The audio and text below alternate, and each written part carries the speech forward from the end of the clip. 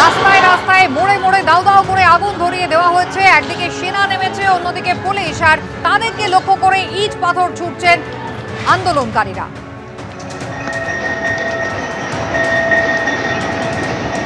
আন্দোলনকারীদের অভিযোগ, দীর্ঘদিনের যে বঞ্চনা তারা সয়ে এসেছেন, দুর্নীতি নিয়ে তাদের ক্ষোভ রয়েছে, বেকারত্বের জ্বালা রয়েছে এবং সরকার তাদের কণ্ঠরোধ করতে চায়। আর সেই কারণেই একের পর এক সোশ্যাল মিডিয়া প্ল্যাটফর্ম বন্ধ করার সিদ্ধান্ত নিয়েছিল সরকার। যদিও তাদের এই প্রতিবাদের মুখে পড়ে কিন্তু সেই ব্যান প্রত্যাহার করতে হয়েছে সরকারকে, কিন্তু তা সত্ত্বেও ক্ষোভের আঁচ কিন্তু এতটুকু কমেনি। জায়গায় জায়গায় এখনো বিক্ষোভ চলছে, পুলিশকে ধরে, সেনাকে ঘিরে ধরে রীতিমতো ইট পাথর ছুটছেন আন্দোলনকারীরা।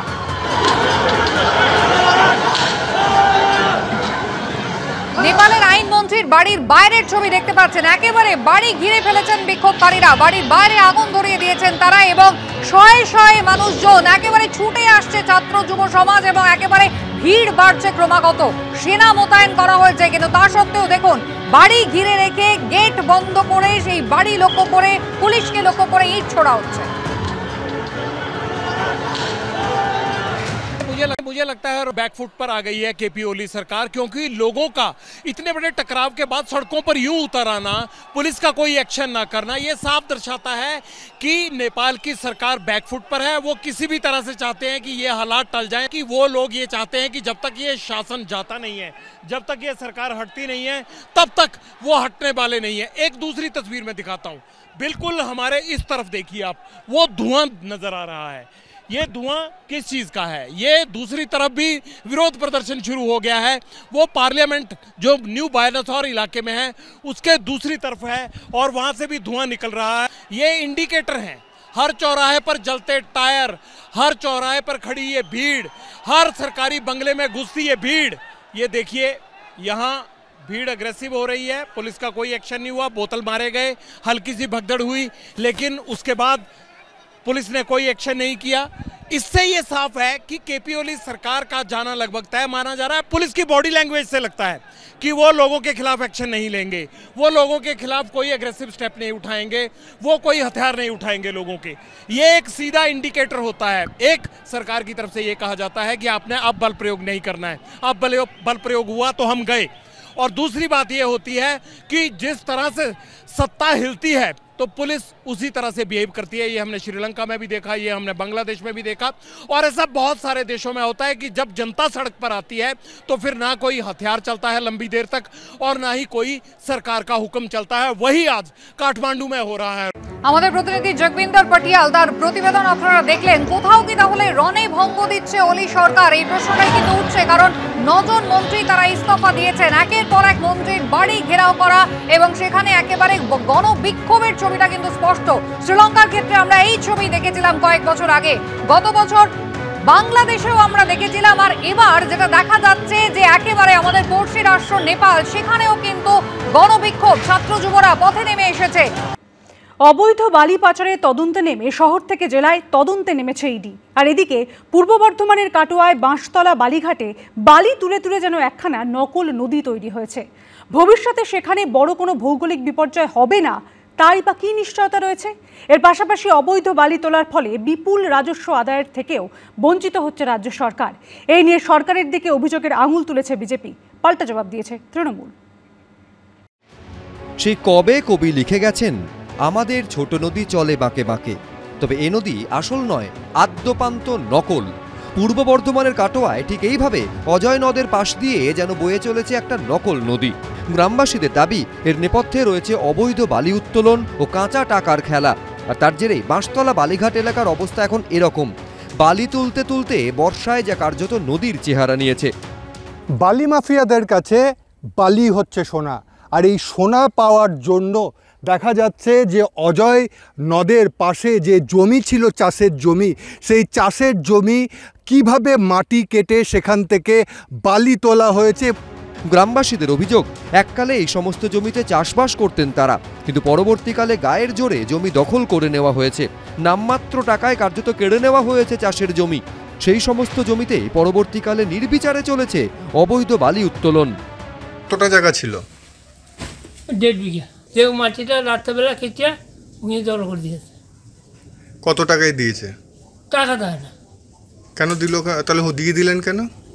আপনি জোর করে কাটুন তো কি করুন, সবই তো তাই হয়েছে। এটা কি অজয় নদী? না, নদী নয়, এগুলো পাহাড় জমি ছিল। হ্যাঁ, ও কেটে কেটে নিয়ে যায়। ওরা কি কেটে কি করে এখান ও থেকে? বিক্রি করেছে বালি।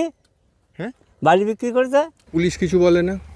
পুলিশকে বিয়ালারকে পয়সা দিয়ে ওরা করিয়ে তো, তাহলে বিয়ালার যদি না বলে তাহলে পুলিশ ওরা জানে না, তারা জানে না। পুলিশ তো নিশ্চয়ই জানে। আপনার জমি কাটতে এসেছিল? হ্যাঁ, কাটটা বলছিল, কেন বললাম আমি দেবো না কাটতে। ভৌগোলিক বিপর্যয়ের আশঙ্কার পাশাপাশি অবৈধ বালি সিন্ডিকেটের রমরমার ফলে বিপুল পরিমাণে রাজস্ব থেকে বঞ্চিত হচ্ছে রাজ্য সরকারও। ফুলে ফেপে উঠছে বালি মাফিয়া, কিন্তু কাদের প্রশ্রয়ে? বালি খাদানের রাজস্ব হারালে কি হবে? রাজ্য সরকার পরিচালনা করছে যেই নেতারা, তাদের তো পকেট ভারী হচ্ছে। এরা রাজ্যের চিন্তা করেছে কবে? এরা শুধু ব্যক্তিগত কাটমানি খাওয়ার জন্যই ব্যস্ত। একদিকে যেরকম সরকার তার রাজস্ব হারাচ্ছে, ঠিক তার সাথে সাথে নদীর গতিপথ পরিবর্তন হচ্ছে, এবং এর জন্য ইতিমধ্যেই সংশ্লিষ্ট প্রশাসনিক নির্দেশ কঠোরভাবে দেওয়া হয়েছে যে যেখানে যেখানে এই ধরনের বালি খাদানের সন্ধান পাওয়া যাচ্ছে প্রশাসনিক স্তরে তার বিরুদ্ধে ব্যবস্থা গৃহীত হবে।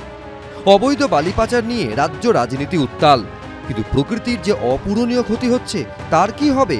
রানা দাস, দীপক ঘোষ, আশাবুল হোসেন, এবিপি আনন্দ। আর এই নিয়ে ঘণ্টাখানিক সঙ্গে সম্পন্ন অনুষ্ঠানে এসে প্রাক্তন পুলিশ কর্তা সলিল ভট্টাচার্য তিনি ঠিক কি বললেন শুনুন। আজ এই ইডি রেড করলো কার্যত কিন্তু রাজ্য পুলিশের এফআইআর এর ওপর ভিত্তি করে। আমার প্রশ্ন, তার মানে তো রাজ্য পুলিশের কাছে নির্দিষ্ট তথ্যও ছিল, একেবারে রেশন দুর্নীতির মতো। তাহলে রাজ্য পুলিশ তদন্তটাকে এগিয়ে নিয়ে গেল না কেন? রেশন দুর্নীতি তো তোমার মনে আছে 5টা এফআইআর হয়েছিল। একদম, নদিয়া ইনক্লুডিং কলকাতা, মুর্শিদাবাদ এবং কয়েকটা জায়গাতেই হয়েছিল। এবং কিছু চাল, আরও কিছু সামগ্রী, রেশন দ্রব্য, মালামাল সিজও হয়েছিল।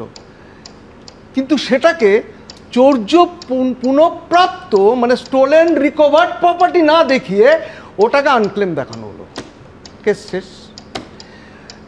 আর এখানেও তাই হয়েছে, এখানেও ঠিক সেই হয়েছে। দেখো, তুমি বলো WBMDCLটা কে? West Bengal mines and development mineral corporation limited, under which ministry? Commerce and industry ministry, directly under state government. দেখো, বালি খাদান, দেখো মানে বেসিক্যালি কিন্তু এই কোম্পানিটা খুব বেশি দিন হয়নি। আমার বলতে দ্বিধা নেই, শাসক দল ছাড়া কেউ করতে পারবে না। টেন্ডারটা কে দেয়? টেন্ডারটা দেয় এই WBMDTCL। ওরা টেন্ডার ইস্যু করে, তো বোঝার চেষ্টা করো, এরা টেন্ডারটা ইস্যু করে এবং যেটা বৈধ বলে, তথাকথিত বৈধ, সেখানে ধরো তোমার পার ট্রাক্টর ছিল 600 টাকা এবং এটা হিউম্যান রিসোর্স দিয়ে তোমায় করতে হবে। এরা কি করলো, ওখানে যদি তোমার ধরো 90 দিনের তোমাকে কন্ট্রাক্ট দেওয়া হয়, ওরা তার থেকে আরও 15 দিন বাড়িয়ে দিল। আর যেটা হবে, আর যেটা যতটা তোলার কথা তার দ্বিগুণ তুললো, ট্যাক্স দিল সেরকম। অ্যান্ড সাইড বাই সাইড আরেকটু দূরে 3 কিলোমিটার দূরে ওখানে আবার খনন শুরু করলো, ওখান থেকে অবৈধটা শুরু করে দিল।